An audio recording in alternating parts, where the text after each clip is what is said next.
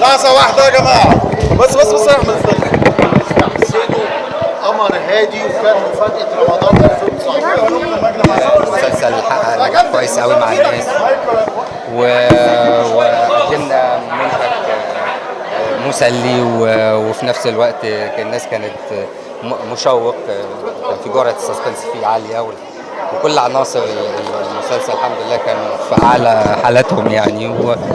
وبشكر طبعا الأستاذ رؤوف عبد العزيز مخرج العمل، قدم عمل رائع، وأستاذ إسلام حافظ الكاتب، شركة سينرجي طبعا، كل يعني الناس اللي اشتغلوا على المسلسل، ويا رب بالتوفيق في الأعمال الجاية إن شاء الله. شكرا.